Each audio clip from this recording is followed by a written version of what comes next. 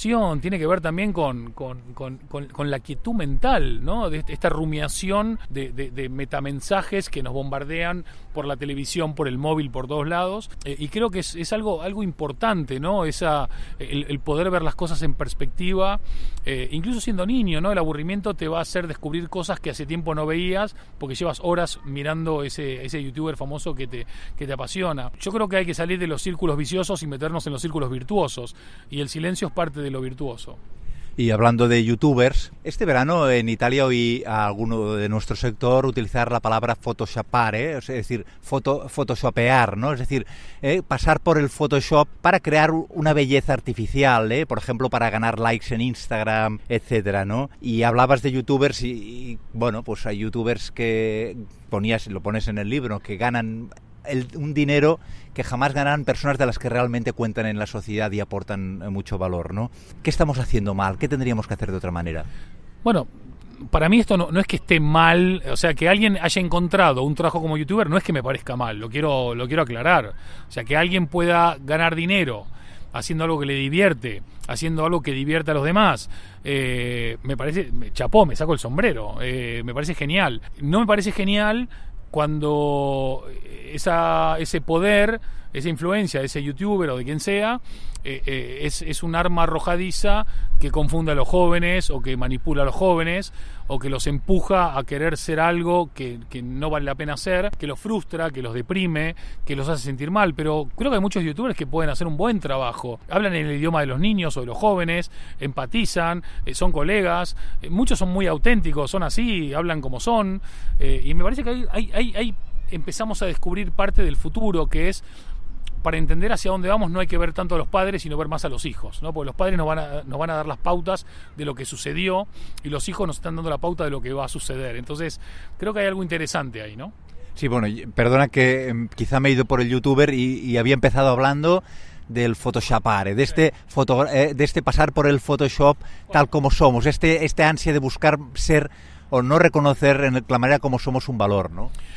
Bueno, eso tiene que ver con que al final no es que ahora somos más banales o más superficiales que antes de Internet.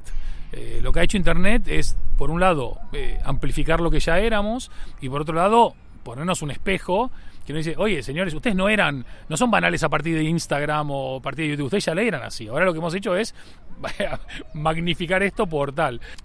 Hoy no podemos seguir vendiendo una imagen sobre la perfección, primero porque no existe, segundo porque es irreal, tercero porque es frustrante, cuarto porque nos va a llevar a una sociedad de niños infelices. Yo creo que photoshopearnos nos hace mal a todos.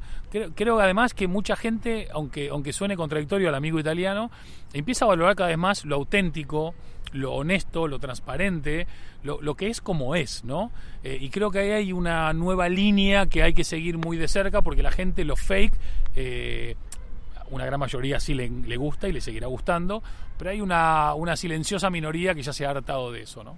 Todo el mundo cita el manifiesto Cluetrain y la importancia, diríamos, casi profética del hablar de que los mercados son conversaciones.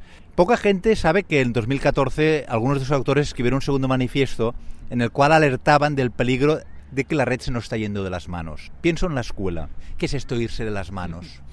Mira, hace más o menos 3 años o 4 ya estuve en un curso en Harvard, y uno de los profesores era David Weinberger, uno de los padres del manifiesto Cluetrain, ¿no?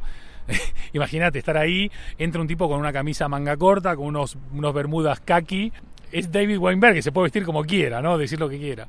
Y bueno, de alguna manera estuvimos hablando de esto, ¿no? Y el que se nos va de las manos tiene que ver con que el nacimiento de todo esto tenía una finalidad, o por lo menos tenía una intención de tener una finalidad. Y estamos malutilizando un recurso que es infinitamente más poderoso y potente para poder llegar a lugares donde hoy no hay conocimiento y que llegue, o no hay información y que llegue. Este cambio trascendental de los conceptos de tiempo y espacio, todo sucede en tiempo real, no hay fronteras, no hay barreras. Pero al final la culpa no es de la tecnología, no es de las redes, no es de Internet. La culpa o la responsabilidad tiene que ver con el mal uso que tenemos, porque tampoco fuimos entrenados o educados o preparados para este cambio tan bestial. Hoy en la conferencia veíamos marcas que no existían en 2007, son marcas que hoy por hoy no podemos estar sin ellas y en 12 años se han formado parte intrínseca de nosotros. Seguramente hoy hay muchas voces que nos están alertando de todos los errores que estamos cometiendo, pero yo creo que la gran mayoría prefiere seguir navegando esta ola digital sin una reflexión y sin silencio. Bueno, y entonces precisamente por este tema, en Francia, por ejemplo, han prohibido los móviles en la escuela. Aquí, en cambio, parece que hay gente que dice, no, el móvil puede ser, el teléfono celular puede ser un instrumento para el aprendizaje también. Y ahora de la teoría de que el mal uso de una tecnología no puede ser suficiente argumento contra su buen uso, pero, en fin, algún límite hay que poner, ¿cómo lo planteamos eso? Porque es un tema muy discutido en el nivel escolar. Mira, no es el único país donde pasa esto. O sea, en Francia pasa ya a nivel de ley, o sea, está prohibido. Hay muchos colegios en España que no se puede entrar con el móvil, o si se puede entrar, no se puede utilizar.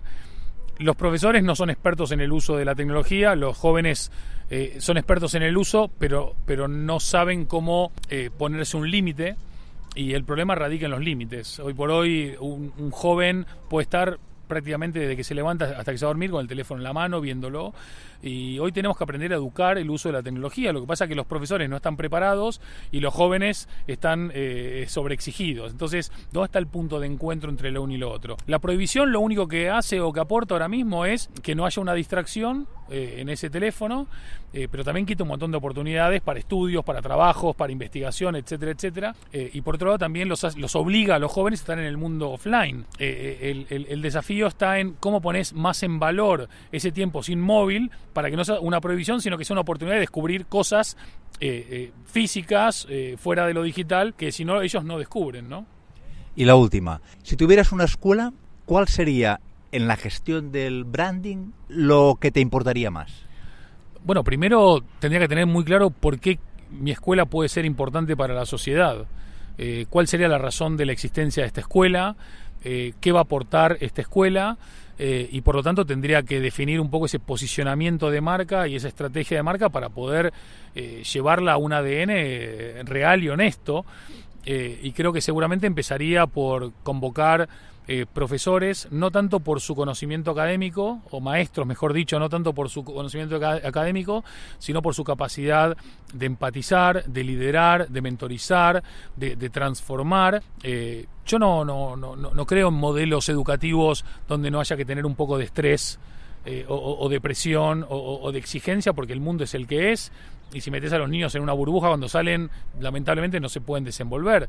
Pero sí creo que hay muchos ámbitos, como por ejemplo hablar en público, debatir, pensar, reflexionar, potenciar el pensamiento crítico, salir del ámbito del claustro para ir al mundo, ir a trabajar en lugares, ir a ver cosas, que creo que pueden hacer del modelo un modelo mejor.